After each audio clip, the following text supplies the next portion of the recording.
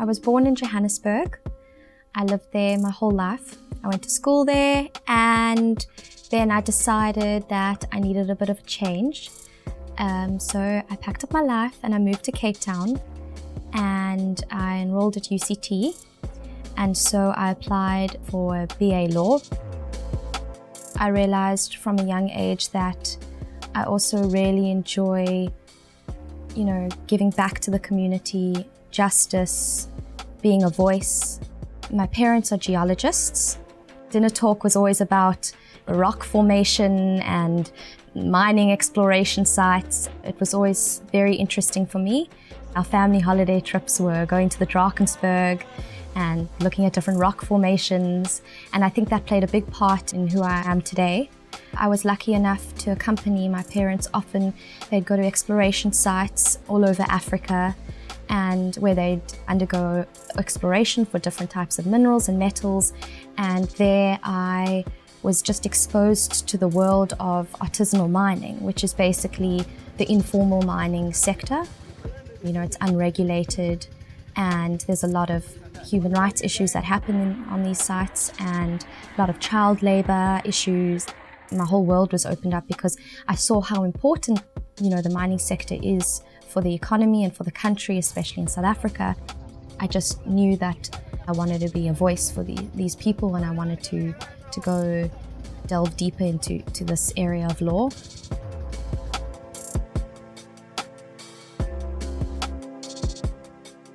I decided I was going to do a master's in mining law under Professor Henry Mostert. My master's was basically about the formalization of artisanal mining in sub-Saharan Africa, but I looked at the case study of the DRC. Artisanal mining hadn't been formalized in South Africa yet, and it was and is actually a hot topic. Very often there are children involved, and so the space around artisanal mining becomes a quite contested space in terms of what can we allow, what should we allow, what is happening on the ground. I've always been fascinated with human rights issues and child labor, so I knew that this was the area I wanted to focus on. It was something I was passionate about, and it spoke to me. And so I was also a researcher for that year, helping Henry and the team to constantly research and write on different mining law issues. From the beginning, she threw herself into it with gusto. She read other people's work, she commented on it, she took on board the comments that she got from people within the PhD writing circle that I run, and you could just see the passion oozing out of everything that she was doing. At the end of 2020, I submitted my master's thesis to Henry, and she took one look at it and she said, "You know what, Rebecca?" I looked at it and I saw the word count was way over the master's level expectations, and I read it and I thought the standard is way over the master's expectations, so I recommended to her that we upgrade the thesis.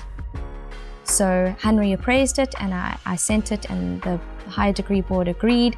It was upgraded to a PhD, and I spent a couple of months upgrading it to make it more PhD worthy. There you go, there she is now Dr. Rebecca Pein. And sure, I was completely overwhelmed at the end of last year when they said to me in 2021, "You've written a PhD and well done, you've done it. You're ready to be a doctor." If you start as a master's student, you don't necessarily expect that you're going to end as a doctoral student. So I don't think it is something that is in the minds of students at the master's level.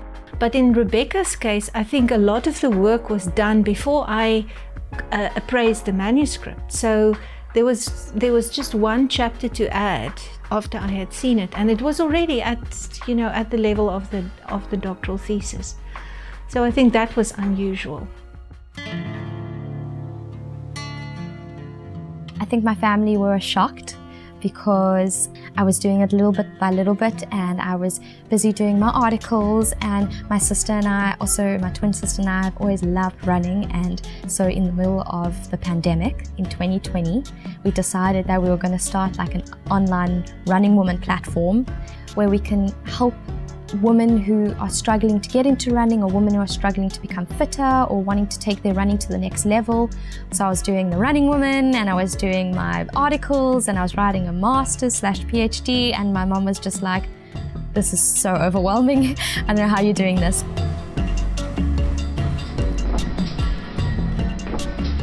We've gotten thousands of people signing up and joining our social media and listening to our tips and advice, and it's been unbelievable. And I love it because, I never really set out to make money. I really set out to share my passion with the world. And just her exuberant personality and her passion for life, she's put all of that into her thesis.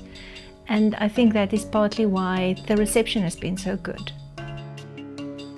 I think challenges come, no matter who you are. They're all relative, of course. And it's sometimes when you're facing those challenges, you can't see past it. And you just think your world's coming to an end and this is it. And believe me, perhaps a success story, but I've overcome so many challenges in my life. I think positivity goes a long way. But more than that, I think it's important to realize that you can overcome these challenges and that there is life after these challenges. You just need to overcome them and remain positive and look towards the future.